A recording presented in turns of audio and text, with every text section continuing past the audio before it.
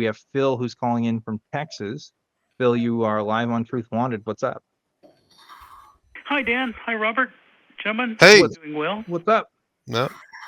Hey, well, I'll be brief. I followed a lot of skeptical channels and atheist channels. I am an atheist. Followed a lot of the people like Pelagia and people like that. And just for fun, I would look at channels like Mud Fossil University and Hans Wormhat. Hell and yeah. Gina Maria Colvin. And they were and Coast to Coast AM. That's a good one. Yes. And originally they were entertaining. They were like, and then I became a little frightened that people took this in hook, line, and sinker, and now I'm starting to get pissed off. I'm starting to get angry that people can just spew bullshit like that out there, and they don't get challenged. And if you do challenge them, they just block you. Yes. Yes. I'm with you on that, Phil. I mean, literally the reason why Truth Wanted exists, one of the reasons is, look, I don't think there's enough talk in the space about these alternative ideas. We focus a lot on mainstream religion, which is, of course, a discourse that I participate in regularly, but also, like, there's so much more on the, I mean, like, people have literally changed, people, like, our politics, candidates have been voted because of fucking QAnon, okay? Like shit's different. It hits different now. Like, it's not just like, some guy that lives in their mom's basement posting online. It's like your people you go to work with. It's people that are just like out in public that believe in pretty wild stuff. And yeah, it is definitely harmful, Phil. You're preaching to the choir. Some of these channels have 150,000 subscribers. Yeah. Oh yeah. Oh yeah.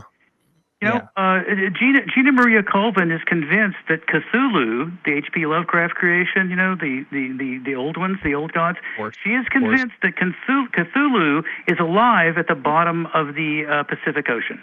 She's convinced. Hell yeah. Yeah, and that and Cthulhu also took down the submersible that was trying to get to the Titanic. Yeah, 100%. Oh, I heard. I don't actually believe. I heard it was aliens. There are people that are saying a lot of things about that event. But I hear you, Phil. Like, here's what I want to ask you about.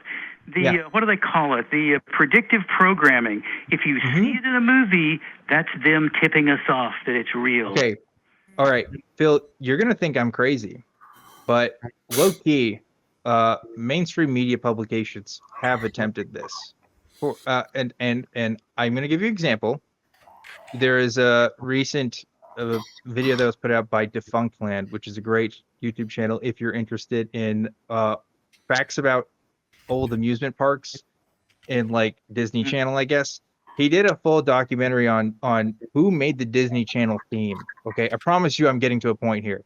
Anyway, long story short, he interviewed a lot of people. He interviewed former folks who worked on an executive level or with executives at Disney I'm going to give you a rough quote, but who basically said the following. When Finding Nemo was coming out, right, and they knew that Finding Nemo was coming out like the next year, they put a segment on Disney Channel where they talked about fish facts, right?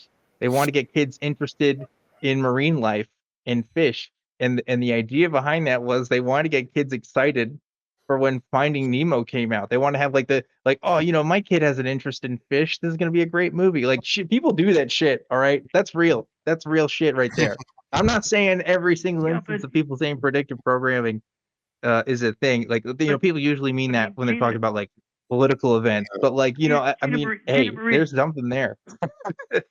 Well, I get what you're saying, and who doesn't like fish? Exactly. But Gina Maria Colvin is convinced that the Borg in Star Trek were preparing us for disclosure because the Borg are real. The Borg are up there. There are cubes. There's a spaceship in every cloud. Roger Spur is convinced that there's a 1,000-mile-long dragon, the corpse of a 1,000-mile-long dragon, which is physically impossible for a creature of that size to even exist.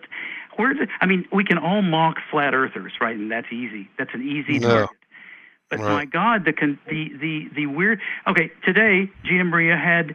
She will slow down the videotape. Oh, look, that's AI. That person doesn't even really exist. That's a clone. That's a person in a mask. It's like, where does the fucking insanity stop? Right. Yeah, I know. That's all I had. I hear you, Phil. Robert, go ahead. No, that's what I think. Dan, that would be a good question for one of the weeks or whatever about the best to see the best conspiracy theories on this submarine. Yeah. Submarine, I guess. Also, Yeah. I mean, look, I know I'm like, again, the guy that talks about all this crazy stuff, right? All this wild stuff.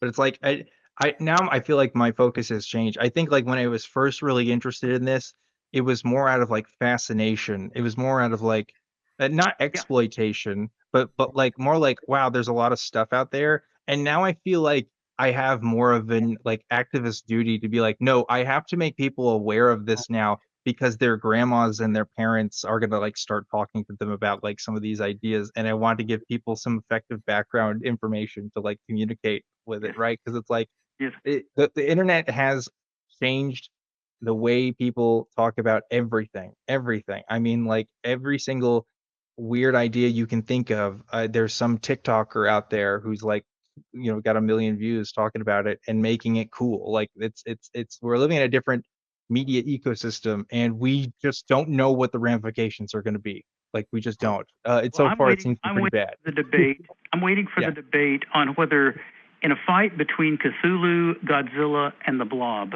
who would win?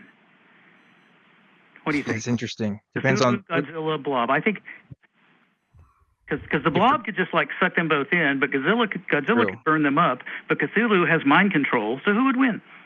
Depends. If we're talking about the American Godzilla from the 1999 film Godzilla, that's a hard fail. But if we're talking about Don't even mention that fucking movie. well, listen, No we got to true Godzilla fan even acknowledges listen. that. Don't let me tell you.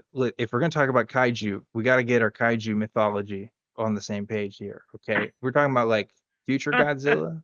I'm into it. Okay, but anyway, I don't know. I don't know the answer to it, Phil. Okay. But yeah, I agree. Shit's pretty bad. I wish more people thought the way I do, but you know what? I don't live in that world. The best I can do is I don't know, host a call-in show and see what happens, I guess. You're doing a great job, Dan and Robert. Thank you Thank for you, Phil. both of your good efforts, and let's just keep pushing back when we can. Thank you so much. I Thank you. appreciate it, Phil. Okay. We're gonna go ahead and let you go.